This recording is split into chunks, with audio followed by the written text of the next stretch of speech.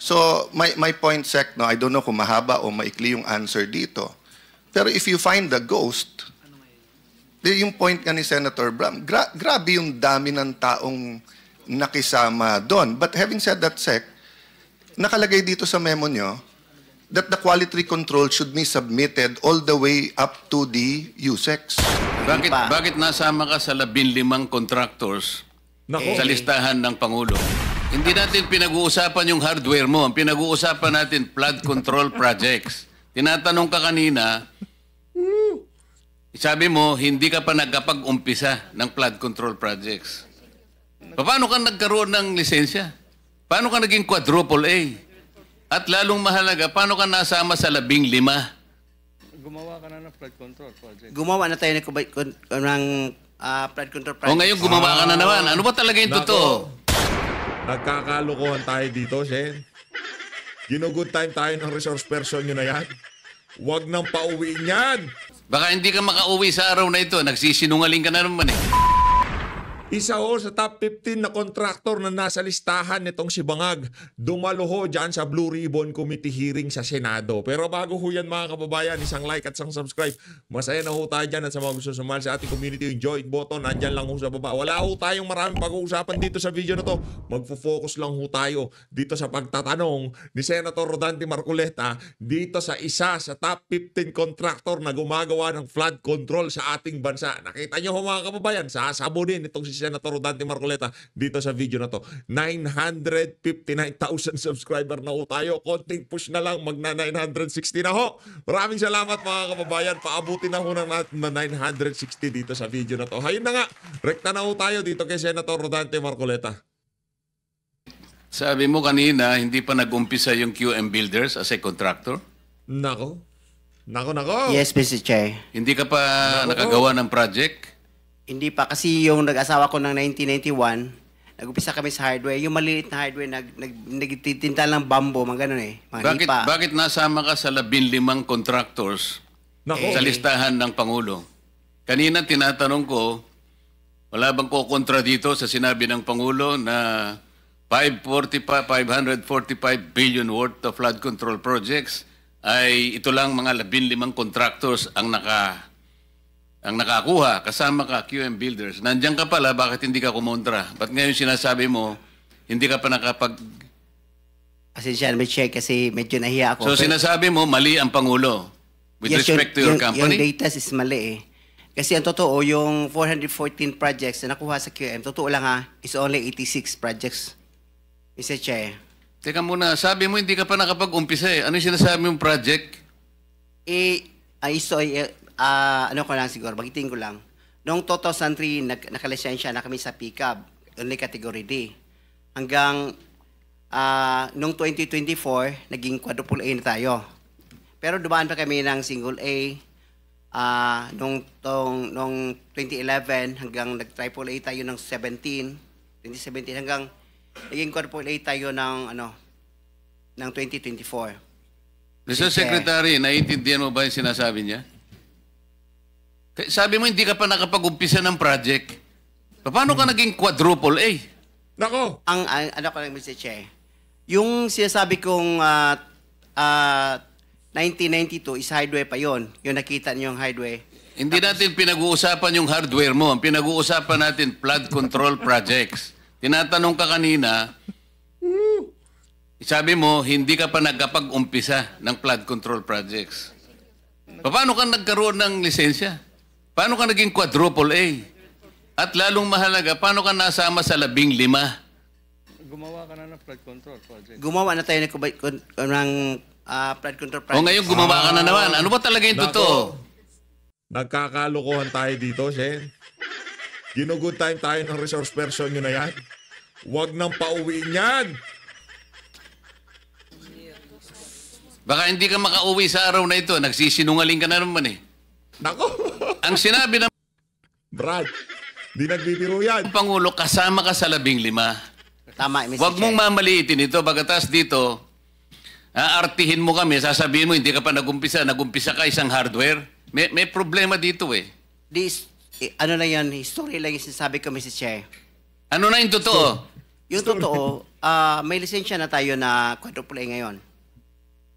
O ngayon nga, ngayon meron ka ng quadruple. Yes, Mr. Chair. O, ilang project ang na-execute mo na? Marami na eh. O kanina sinabi mo, hindi ka pa nakapag-umpisa eh. Meron akong hawak na martilyo rito, sinasabi ko sa'yo. Mr. Chair. Huwag kang Pukpukin mo na, sir! tawa-tawa kasi hindi nakakatawa ito, ha? Correct. Hindi nakakatawa yan kasi naano dito, mga ordinaryong Pilipino ang naapektuhan dahil sa kakatakawan ng pera ng mga kontraktor ng flood control na yan. Nababaha yung mga lugar na hindi naman dapat mabaha dahil mga palsipikado o di naman ho kaya ghost project yung mga ginagawa nilang nakukuha nilang kontrata diyan sa pamahalaan ng mga kontraktor na nasa top 15 ng listahan nitong si Marcos Jr. At ang kumpanya nitong si Sher kasama ho dyan sa top 15 na yan. Dito lang nagsisinungaling ka na eh. Mr. Chairman, if I may. Yes, Mr. Mukhang Senator. nahihirapan kasi si Mr. Quirante mag-explain. Tama ba to? Ang sabi mo kanina, hindi ka pa incorporated at ngayon incorporated ka na in 2024. Yes. Okay. No. Hindi rin. Yung incorporated, hindi, yung on process pa yun, hindi pa namin na-approve. So lahat ng project na ginawa mo, sole proprietor. Yes, Your Honor. So nakapag-project ka na. Yes, Your Honor. Ano yung sinasabi mong hindi ka pa nagsisimula or hindi mo pa nagagawa? Yung incorporated, kasi hindi pa na-approve yung namin, hindi pa naman na-practice, hindi pa na-transfer from sole proprietorship into... So kaklaruhin ko lang, marami ka ng project at tama na isa ka sa top 15, correct, Mr. Quirante? Yes, Your Honor. Pero hindi ka pa incorporated. Hindi pa. Yun yung sole pa rin. sinasabi mong hindi ka pa incorporated. Yes, Your Honor. Yun yung binabanggit niya kanina, Mr. Chairman. Malabo pa rin eh. Mr. Secretary, tumatanggap ka ng isang sole proprietorship na mag-undertake ng flood control? Well, Mr. Chair, actually, he has the pickup license. His Paano siya license- nagkaroon ng pick-up license as a contractor? He has a pickup license. Paano ka Credited. nakakuha ng pick-up license, Wala pa Mr. nung, Quirante? no- Sole wala- proprietorship ka lang? Yes, Mr. Chair. Kailan mo nakakuha yan? 2003. Hanggang nag-upgrade tayo sa 2007, naging B tayo. Hanggang 2011, naging A tayo. Yung 2017, naging triple A tayo. Ano yung net financial contracting capacity mo as a sole proprietorship? 40 billion, Mr. Chair. 40 billion? Yes, Mr. Chair. Yung financial statement mo, padala mo sa amin.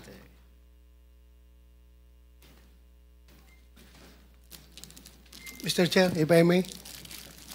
Mr. Chair. Teka muna, si Senator JB muna para matapos natin lahat. Quick lang, Yan, tama, para tama. sa kanya. Kanino? Kay Randy. Habang hindi pa siya umalis. Naniniwala ka pa dyan? Naintindihan ko, Mr. Chair, dahil tingin ko, Bisaya ito, hirap mag-express ng sarili niya in Tagalog. Kaya, I would rather advise him na uminom ka ng tubig, mag-inhale ka, relax ka, at ang pagsalita mo, huwag mo masyadong bilisin. Naintindihan kita para tayo Bisaya. May difficulty in expressing yourself ka. Hindi ko kinakampihan, Mr. Chair, ha? Ang sinasabi niya, meron siyang 40 billion pesos. 40 billion. NFCC. 40 billion ang sinasabi niya. NFCC, Mr. Chair. Kaya nga, 40 billion pesos. Yes, Mr. Chair. Oh. Naniniwala ka, Mr. Senator? Ano yung NFTC, Mr. Chair? Hindi ko... Net? Net financial contracting capacity. Nako, So, meron kang ganong kalaki. Totoo, tinoon na, bay. Ha? Yeah. May 40 Yes. billion ka. Yes. Nakadeposito sa bangko na. Ano sa mga? Ay, Paano? hindi. Yung NFCC kinuha sa... Ano yan? Yen o pesos?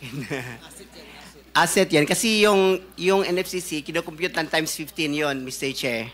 Halimbawa, may 1 billion ka sa bangko. Pwede ka sa 15 billion. So kung ba may pera ka sa bangko na 2 billion, ibig sabihin pwede ka sa 30 billion. Yan ang computation. Kaya tayo yung pera natin, kasama na yung mga assets, more than 2 billion. Kaya i-multiply natin ng 15, abot ng 40 billion. Kaya kami monta at hanggang 40 billion. Mr. Chairman, Mr. Quirante, ito tinitignan. Ano yung 2015 na QM Builders Incorporated? Ina-apply namin dyan sa SEC, Pero Your Honor. 2015 pa siya. Pero hindi pa namin tina-transfer Transfer to? to sole proprietorship into incorporated. Hindi, ito, incorporated na ito eh.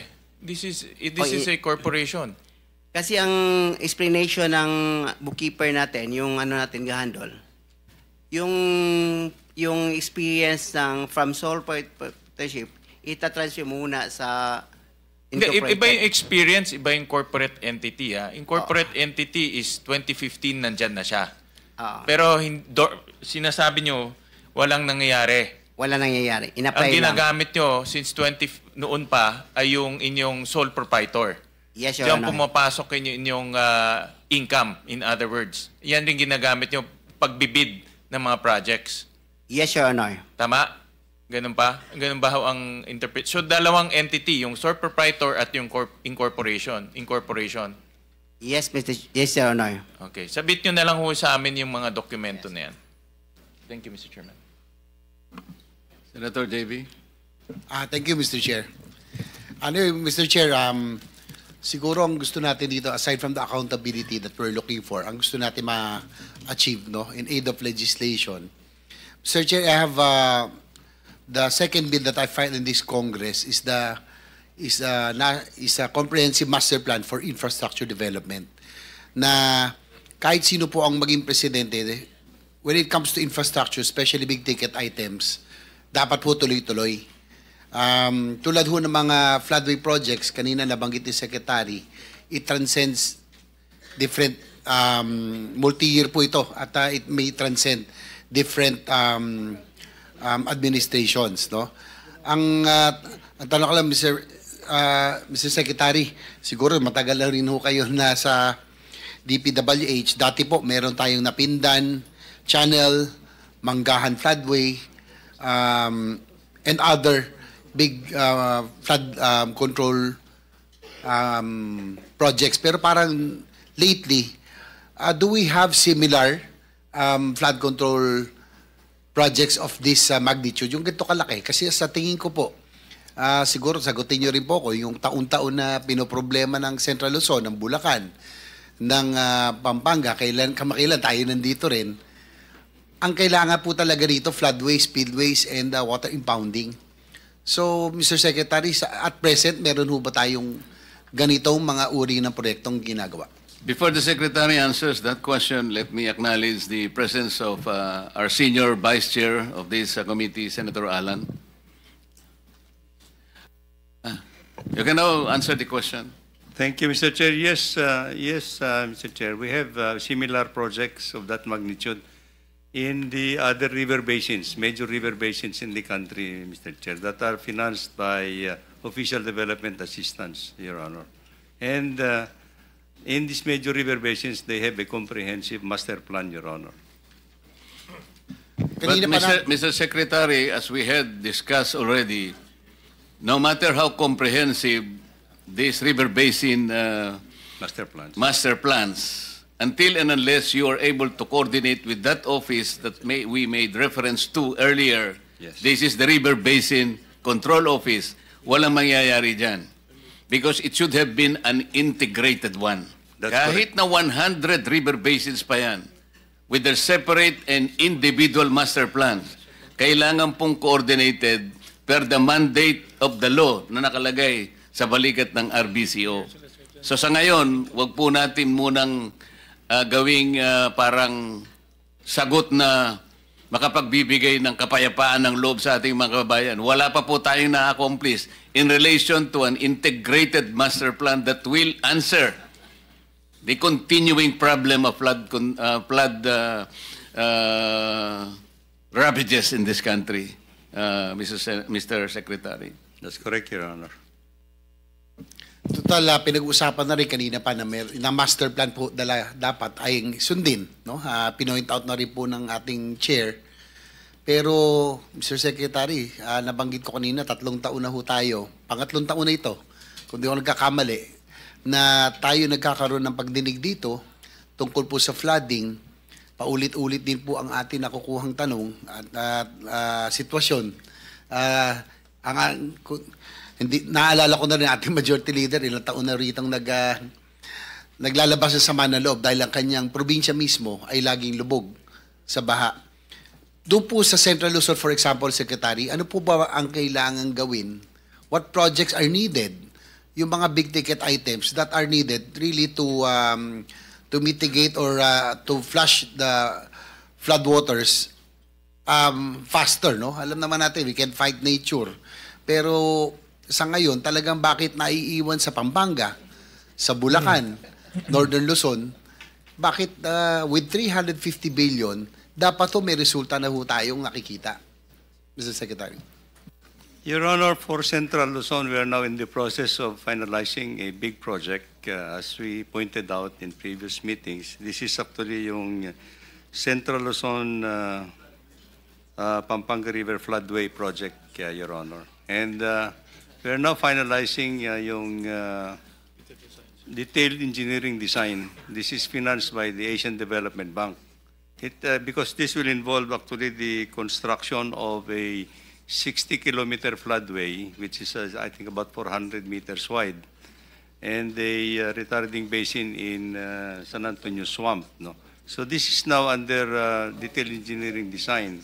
And we expect that this project will be completed in 2026, and the civil works will be implemented by a separate loan agreement with the Asian Development Bank. Kasi of this magnitude, Mr. Chair, this involves a lot of steps in the preparation of the entire project is estimated to cost almost about 150 billion pesos yata. So I think yung preparation of this kind of a magnitude wave project is very tedious, Your Honor. Pero Mr. Secretary, narinig na rin ho natin yan 3 years ago. I am glad kung talagang nagsimula na at kung 150 billion lang yan binabanggit nyo, kalahati lang ho yan ng taon-taong budget. Kayang-kayang gawin kung talagang gagawin, no? Gugustuhin. Ang tanong ko lang po, kung yan po... Hindi lang yun gagawin kung gugustuhin. Meron tayong pondo. Naglalabas ng pera ang sambayanan para magawa yung mga ganyang klaseng proyekto. Ang problema dito, labas tayo ng labas, ang daming sinasabi ni Bunoan, pero lubog pa rin. Yun ang problema natin. Kahit, ganito lang. To make the story short, ika nga, pero hindi pa natin tatapusin ang ating video. Kahit na ano pang paliwanag dito nitong si Manuel Bunoan, wala hong kaakibat na dahilan na diyan sa nararanasang baha ng ating mga kababayan. Wala kang katuwiran dito sa isa na to. Una sa lahat, mula nung umupo yung amo mong bangag, hindi lang daw 5,500 yan. Mula nung 2022 hanggang ngayong 2025, mahigit 9,000 mahigit yung flood control project na inaward sa iba't ibang mga kontraktor na kung saan di umano konektado sa mga congressman. Di ba naman kayo mabubuwisit dyan? Po ay parte ng master plan. Siguro yes or no lang ho. Nasusunod ba talaga yung master plan ng ating sa kasalukuyan? Or is it that with the very large budget of the for flood control, hindi ko kaya, dahil po, pinoint out kanina ng ating chairman, obviously, dapat common sense dictates na dapat yung flood-prone provinces, nandun ang concentration ng flood control projects. Hindi ho kaya yung pong mga district offices would want a pie of that 350 billion a year master plan, flood control projects. Kasi po sa nakikita ko, doon lang po sa may mismatch doon sa concentration ng flood control projects, iba-iba. ang mangyayari po niyan, hindi ho talaga natin matutuloy yung mga malalaking proyekto na kailangan natin. Like you mentioned, natuwa po ako, narinig ko, may floodway na tayong 60 kilometers, spillways, water impounding, and ito mga pumping stations in strategic areas. Di ho ba ito dapat ang ating ginagawa para mawala ang tubig? Pero yung po mga district offices kaya hindi ba factor ito na kaya hindi ba tuloy-tuloy ito malalaking proyekto? Separate po kasi, Your Honor, Mr. Chairman. Separate kasi yung pag-prepare ng mga Official Development Assistance Program in the 18 major river basins. So iba po ito. Now for the local, yung mga other projects, flood control projects, na on a district or legislative level, Mr. Chair, these are actually prioritized at that level. And however, ang kwan po natin dito, all these projects should have undergone some preparatory works actually na dumadaan po dito sa Provincial Development Council, dumadaan po sa Regional Development Council in order for them to prioritize all these projects, Your Honor. Yes, Mr. Secretary, sorry to cut you, pero sabi ko nga, aside from the accountability, gusto natin in aid of legislation, I'm pushing for the comprehensive master plan for infra development, that which would include flood mitigation projects. Yes. Na sana, pag national project, national in nature, hindi dapat pakikialaman ng district level. Kasi alam nyo, naging congressman po ako noon. Nung panahon na yon, Mr. Chair, nasa kongreso, ang pwede lang namin pakialaman yung pong mga barangay roads, municipal roads, when it is classified as a national project. Dati po hands off kami doon. Nagtataka lang ho ako ngayon, bakit pati ang national projects minsan ngayon, mukhang napapakialaman na. Mr. Secretary. Well, this is the reality of how the budget is being formulated at this point in time, Your Honor. I think we submitted to, as I said, the entire budget is under the scrutiny of Congress, Your Honor, at the end of the day. So whatever will come out of in the law, in the General Appropriations Act, would be the projects that we implement, Your Honor. Well, I empathize with you, Mr. Secretary. Hindi lang naman ho kayo, kaya ho kayo tinatanong because we would want to we would want to correct some mistakes of the past na nasa tama na tayo. Because of our political system, yung po mga infra projects natin, for example, railway, other big ticket items, hindi natutuloy kasi nga bawat presidente, bawat administrasyon may sariling programa. So itong flood control programs din, dapat dams, floodways, lahat po, long term po ito. That's why I'd want to get your inputs on how we will be able to draft the comprehensive master plan na kasama po ito, na hindi na ho mangyayari ito, na hindi na po mapakailan. Mr. Secretary, siguro ito na lang ho, ito might be parochial in nature. Alam niyo naman siguro, 3 taon na tayo nag-uusap pa budget. Meron lang kong example, yung po sa San Juan, yung hiniling ko sa inyo na flood, yung pumping station na kinulit-kulit ko. Ito, tatay, gaya sinabi ni Senator Mig Subirit, hindi ho masama ang insertion or congressional interference o kung ito po itatayuan ho natin, kung makakabuti. Ito po nangyari to, Barangay San Perfecto, Mr. Secretary. Hanggang ngayon po ito, nung mayor po ako at nag-congressman, nakapaglagay na tayo ng about 6 pumping station. Hanggang nung naging senador po ako, nakakuha tayo ng isa o dalawa pa. Ito po, last 3 or 4 budgets na hinihiling natin. Kaya lang po, because of political reasons, sabi kasi na mayor doon, basta galing sa aming proyekto, hindi pa papasukin. Pero Mr. Secretary, ang kawaho dito, hindi ho ako, hindi ho ikaw, hindi po yung mga nasa morang nakaupo. Ang kawawa, yung mga kababayan namin. Yung pong pumping station, Mr. Chair, ilang beses namin sinabi, sabi naman ng Secretary, alam niyang kailangan, pero in the end, susulat po yung congressman namin, dati, si Ronnie Zamora, tapos ngayon yung anak po niya, may errata po. yung pumping station, mapapalitan po ng flood mitigation structures, mapapalitan ng drainage improvement, at iba pang mga bagay na hindi makakatanggal ng baha. Mr. Chair, kaya ako po ito nilalabas.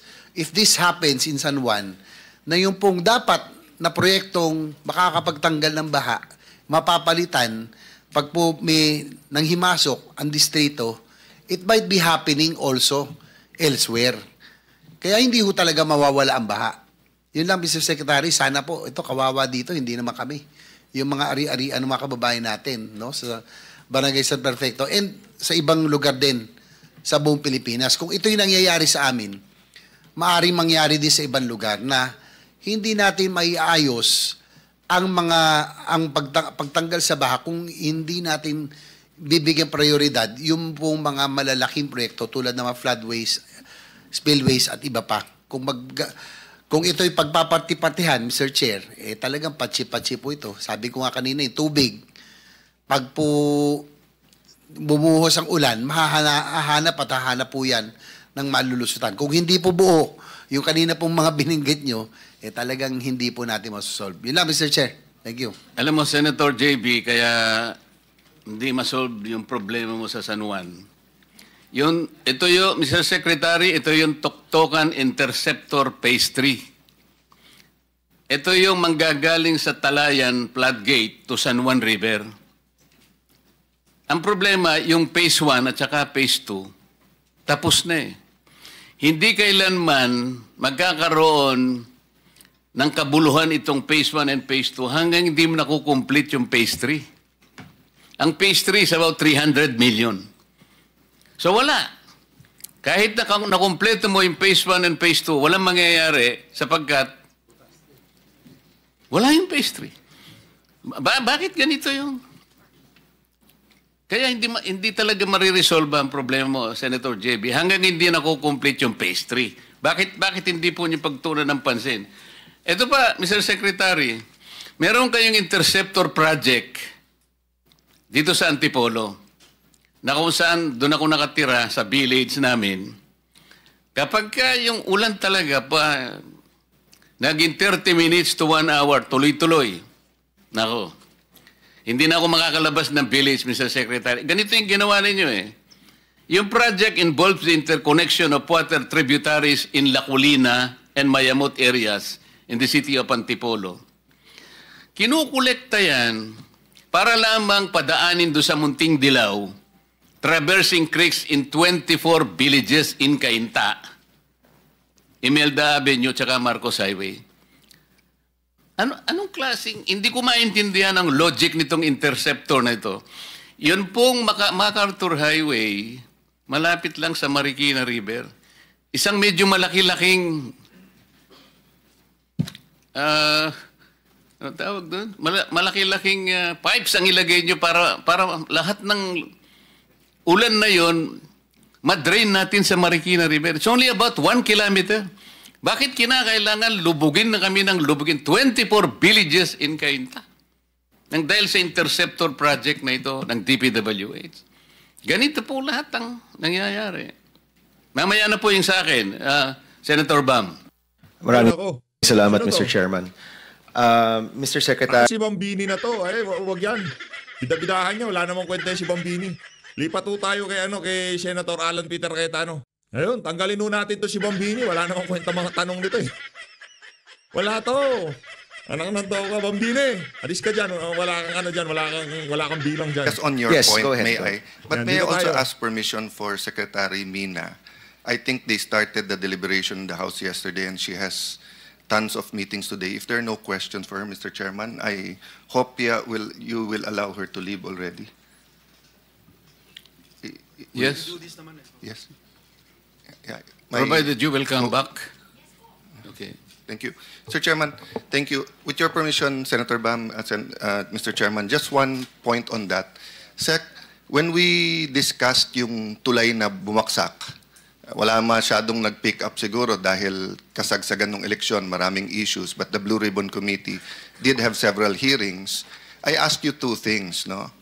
Bakit mukhang exempted ang DPWH sa preventive suspension? Alam niyo po, si Senator Miriam Defensor, nilabanan niya yun dito because she was preventively suspended. Then she became senator. But ang argument niya is that I cannot cover kasi wala na ako dun sa opisina na yon. But I heard kanina na walang na preventive suspension. So in connection sa tanong ni Senator Bam, kung meron nagtatakip sa ghost, wala pa tayo dun sa iba, sa ghost, pero hindi siya preventively suspended, then he or she will have time. Second point lang, and I'll stop there because nakapila naman yung iba. Ito, Sec, sinubmit nyo sa amin DPWH protocols for ensuring the quality of safety infrastructure projects. According sa makapal na memo na to, from the central office all the way down to the DE, meron na silang quality control. So, my point, Sec, no, I don't know kung mahaba o maikli yung answer dito. Pero if you find the ghost, yung point nga ni Senator Bram, grabe yung dami ng taong nakisama doon. But having said that, Sec, nakalagay dito sa memo nyo that the quality control should be submitted all the way up to the USEC. So lahat ng completed, meron ng report ang USEC. So maybe you should submit yung report ng USEC galing sa quality control. Kasi kung nakalagay doon completed tapos ghost, di lahat nung nag-report hanggang doon sa USEC. I'm not saying involved yung USEC. Kasi nire-report lang sa kanila. Pero lahat ng bumaba, involved sila. Kasi bakit sila magre-report na completed kung wala? So I just submit that point, Mr. Chair, no? And maybe the Secretary can give us an insight. Paano ba nagwo-work to? Tama pa yan. I think, yes, we have instituted actually that a protocol, Your Honor, that from the top, there are quality assurance units that the department would field in looking at some of the projects. Not all the projects, Your Honor, because there are thousands of projects that we implement in a year. So there is yung quality assurance units namin would go into a region and so, assuming, Sec, na hindi lahat may quality assurance, pero reporting-wise, lahat ng completed, umaakit yan, di ba? Yes po, yes. So, until what point ang kailangan may physical na na-verify? So, if the DE reports that it's finished, it's a district engineer project, or the regional office says kompleto to, pag nag-report siya sa ASEC, titignan ba nung ASEC yun, or he'll take the regional directors? I think yun yung gusto namin maklarify para alam namin kung sino ipatatawag namin. Yes. Meron po yung quality assurance unit in all levels, Your Honor. Meron sa district office, meron din sa regional office, and meron din sa national level, Your Honor. So the national level will not be able to cover everything. So we just, the quality assurance units, if the project is being implemented by the district, then the quality assurance unit of the district will be the one to make the report. If it is going to be implemented by the region... Presidente na nagsabi at kayo na nagsabing mukhang may ghost. Opo. But it's been 3 weeks since the SONA. Yes, po. All you have to do naman is tell them na saan yung report na tapos kunan nyo ng picture. Yes, po. Hindi ba nung years ago, because nangyari na to, may requirement na kayo na 0%, 50%, 100% kinukunan yon? Yes po. Tinanggal nyo ba yung requirement na yon? I don't know kung... I think... Paki-check nyo yun. Kasi Yes po. nung nagka-cellphone, Mr. Chairman, maraming nagsuggest na nun na instead na habol pa tayo ng habol, bago ma-start yung project, kasi may mga project sec, di ba, na gawa na or 10 years nandun, sasabihin new, tapos gawa na pala yung pundasyon, di ba? So, kinukunan yung 0%. Yes. And then, pag 50% na, at what point pwede ka maningil ng progress billing? 25%? 50%? Di ba may mobilization? Ano yung susunod na pwede kang humingil? After 50, yeah. After? 20%. Hindi naman pwedeng walang documentation yung 20% na yun, di ba? Yeah, meron po. So kasi pagka-ghost ni 20% wala. Yeah. So dapat may picture man lang yun. So I'm just pointing out, Mr. Chairman, I'll stop there, na may paper trail at meron technology to deal with that. So kung tinanggal yun, alam na natin na may binabalak. May binabala. Thank you. may binabala ko, balik kay Mama Aquino na syempre tatanggalin natin ulit kasi yan si Bambini, puro forma lang yan. Punta na tayo kay Senator Joel Villanueva. Ayan, dito na tayo. Thank you very much, Mr. Chairman. Salamat po. Thank you, Senator Bam. Before I call on the Majority Leader, Mr. Secretary, you promised earlier that your office will be conducting investigation to establish the initial observations of the President as well as the initial concerns expressed by this committee. I will suggest that you should involve this committee in your investigation. We will be happy to deputize a staff from the Blue Ribbon in undertaking the investigation. Ganito lang kasimple. Halimbawa, yun pong binisita ng ating Pangulo sa Kalumpit. Nakita niyo yung embankment kagad. Yung tingin pa lamang niya talagang lusaw na yung embankment kasi wala namang slope kasi nagkalasog-lasog na pati yung apron. Walang apron kasi nagkahiwa-hiwala yung mga seat pile. Ang contractor dito is St. Timothy. Yung dating director ninyo, district engineer, Henry Alcantara, was suddenly transferred as assistant regional director sa Region 4A.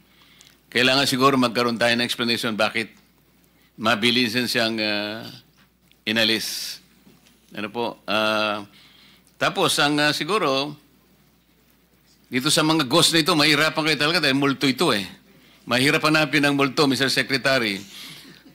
Siguro, isa sa mga sasuggest namin, itong mga contractors na multo ang kanilang mga projects, mag-umpisa sila sa sementeryo.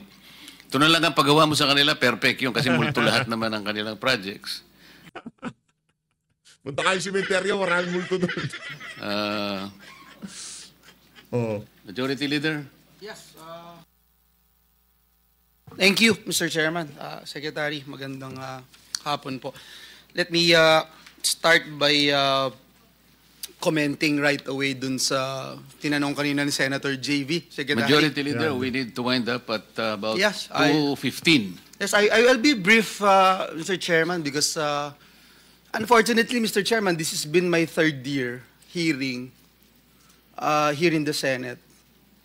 And I have yet to hear a new thing from the department, even from this August chamber.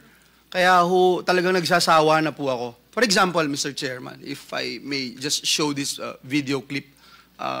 Can we just show this video clip, please? Ayan. Nagsabi, we might be able to start this year. And that was last year, Mr. Secretary. Yeah. Now it's still in the feasibility stage, although parang nasa latter part na po. Epa. Tama po ba yun? So siguro tatanungin ko po ulit yung the same question I asked last year. Kailan ho kaya ito posible na mag-start po, Secretary? Yung totoo pong start. Kailangan ko po bang define yung start? So, siguro alam naman natin yung start. The detail engineering design, I understand, and the timeline, Your Honor, will take another year.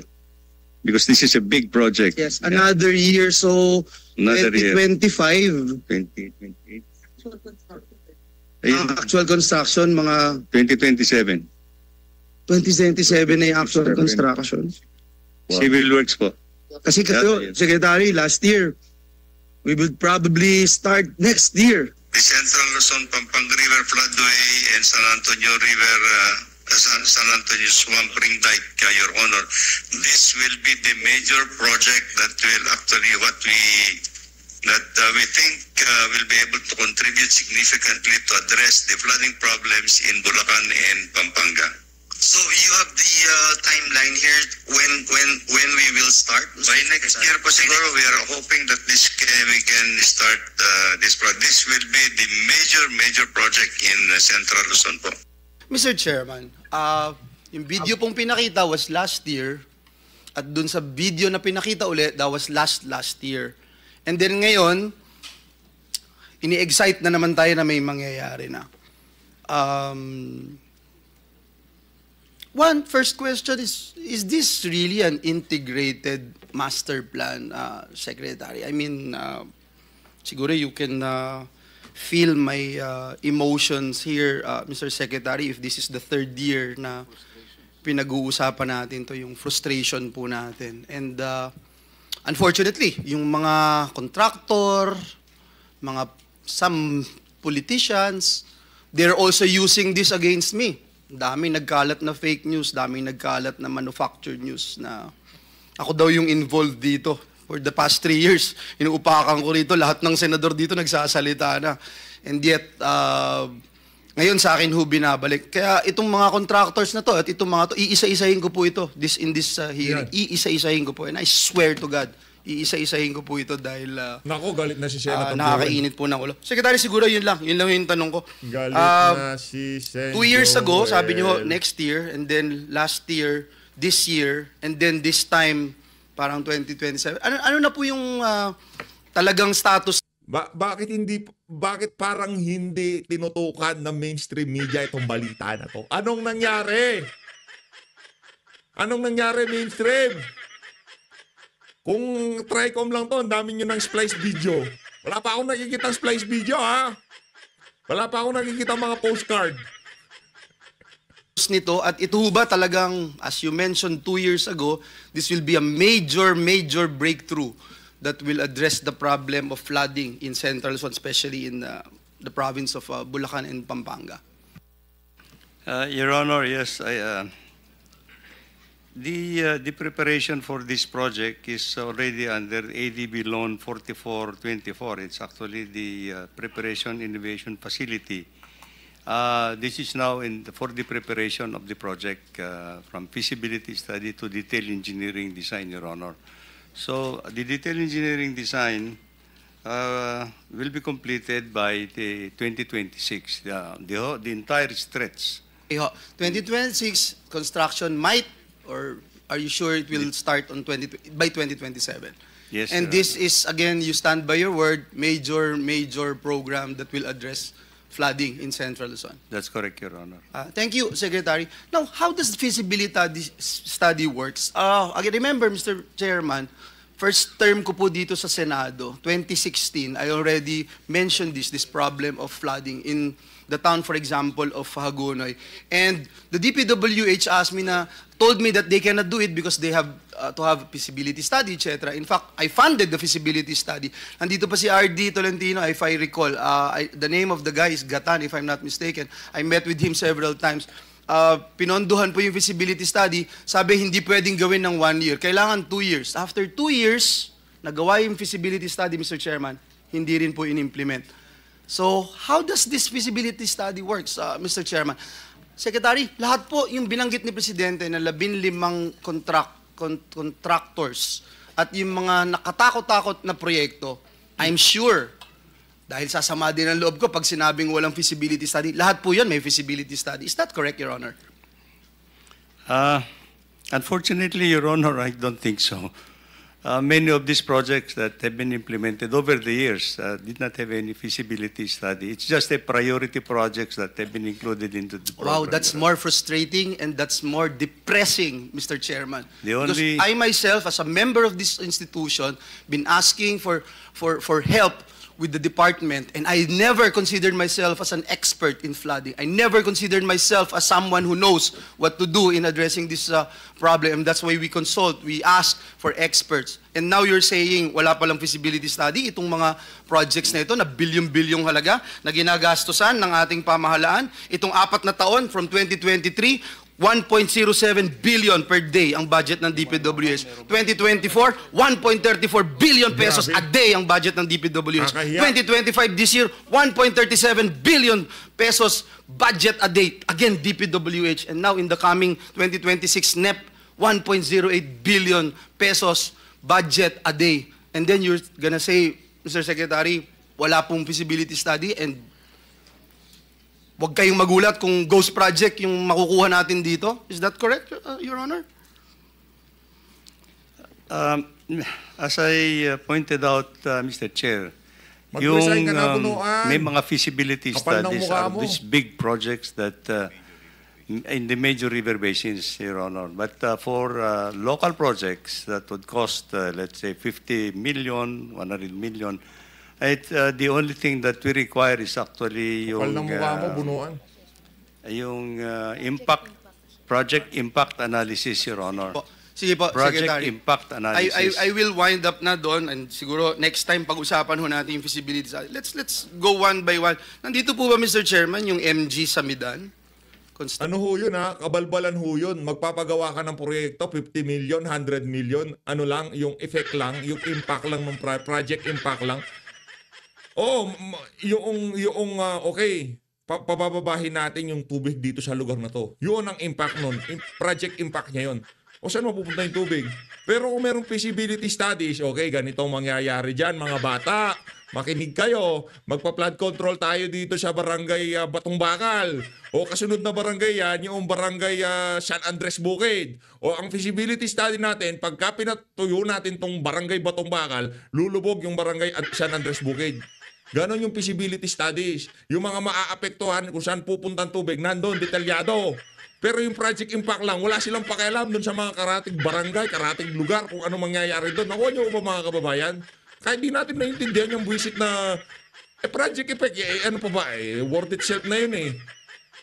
Di ba, feasibility studies, ano yan, ika nga, general yan, ika nga, di ba? Talagang malalim na pag-aaral ang ginugugol dyan. Kasi pinupondohan din ho ng bilyon-bilyon niya yung feasibility studies. Ngayon, kung maliit ang proyekto, siguro milyon. Kasi pag-aaralan nun niya mga eksperto ang ano dyan. Mga eksperto talagang titimon dyan. Pero dito, iba ho. Project impact lang. 100 million, 50 million. Anak ng toka. Sarap pala magkaroon ng project impact. Ako, for example, okay, ayusin natin yung mga drainage. Pero wala naman lalabasan yung tubig. Ayusin lang natin para meron lang dadaanan yung tubig ulan. Pero yung pupuntahan, wala na tayong pakialam. Project impact. Buisit na yan. Oo. Gusto lang natin malaman, Mr. Chairman, yung vetting process ng DPWH tungkol dito. No? Kasi itong MG Samidan, several contracts nila have identical prices. Example, 96.5 million. We wanted to find out, were these projects subjected to a detailed cost analysis, Mr. Secretary, to ensure yung price, a fair pricing nito? Kasi ho, tinignan ko po itong records, ito pong MG Samidan has 7 projects pegged at the same contract price. 96.5 million, lahat ng projects, same. And this is located in different provinces, Abra, Benguet, and Mountain Province. Hindi ho ba red flag na po ito, Secretary? Well, we'll soon find out actually, Mr. Chair, but I think for that purpose. Nag-resign ka na. Napaka-inutil mong secretary. I think ang kwan po nito, if it's the same type of project that is being implemented in several areas, they might. It's likely that they could have actually similar budgetary. Mukha ng flood control sa ating bansa. Mukha ng mga ghost project. I mean, ikaw ang Department of ang tawag dito, DPWH. ikaw ang mukha niyan eh. Ngayon, sinasabi, maraming mga ghost project dyan sa ano na yan, yung mga ino-honor sa mga kontraktor. Tapos wala kang ginagawa. Ngayon ka palang mag-aaral, anak ng tokwa. Kung ako talaga presidente, hindi na kita sasama sa site inspection, baka ingudgud ko na lang pagmumukha mo doon. Diba? Ako presidente, DPWH secretary kita, sasama ka sa akin, kukunin ko yung isang bato, iungudgud ko mukha mo dyan. Tignan mo, walang bakal, oh. Anong ginagawa mo bilang sekretary ng DPWH? Or the project cost could be. I will leave it at that. I'm sure may ginagawa ho kayong report. We'll look into this. I will be looking into this, Mr. Secretary. Dito rin po, MG Samidan, yung competitive bidding nila, no? Sabi ho ng COA has previously flagged the Abra DEO in its 2023 annual audit. I'm sure we have representatives of COA here. Nakalagay po dun sa report nila, no public bidding was conducted by the agency for the procurement of its goods due to splitting of its procurement into different portions, dates, as a result of insufficient planning and poor implementation of programs and activities. This is 2023, Secretary. finlag na po ng COA, 2023. 2025 na po ngayon. And gusto lang natin malaman, ano yung justification, bakit na-bypass yung competitive bidding? Your Honor, I promise that I will look into this. Actually, kasi this is my first time. Actually. Anak na ito, kung nagpunta ka dyan, wala kang ginawa. Hindi mo pumasok ka sa eskwela, binigyan na kayo ng pointers, di ka pa rin nag-aral. Inutil ka talaga, Brad. Yes. Thank you, Secretary. And just to expedite the process, mo. at alam ko, marami ho tayong gagawin, busy ho tayo, maraming mga senators who wanted to ask. Puntahan ko naman yung legacy construction. I don't know if legacy construction is here. Sabi po nung Government Procurement Policy Board, ang rating po sa kanila ay poor and unsatisfactory. Yung performance po nila dun sa summary report, dun sa legacy construction. Pero sila po ang among top 10 contractors. Now, in 2022-2025, it is not just one of the top, Mr. Chairman, but the #1 contractor despite having projects that were poor and unsatisfactory. So, why is this contractor being favored? Hindi ho ba kasama itong comment ng GPPB, ng Government Procurement Policy Board, that if you look at their summary performance report, ang description ay poor and unsatisfactory? Mr. Secretary. We'll try to find out what year was this company rated for, Your Honor, because 2022 po, Mr. Chair. 2022 to 25. 2022. Yes. The process of this, Mr. Chair, as I learned, is actually that you have to, if you are rated poor, and if you have not corrected actually the project that has been rated poor within a certain period of time, then you have to be blacklisted. But if you were able actually to correct actually what the deficiency of the project that was rated poor, and then I think that would erase actually your mark. Siguro, Mr. Secretary, if that is the case na correct, perhaps yung GPPB sa kanilang website, masabi din na nakakorek, di ba? Kasi kung hindi, mag-iisip po talaga yung taong bayan. Now that the President wanted us to be engaged and the public to be engaged. Secretary, last last question ko na, Mr. Chairman. Ayokong magpaligoy-ligoy pa, and kanina binabanggit po natin yung mga black operations against those who are fighting for what is right.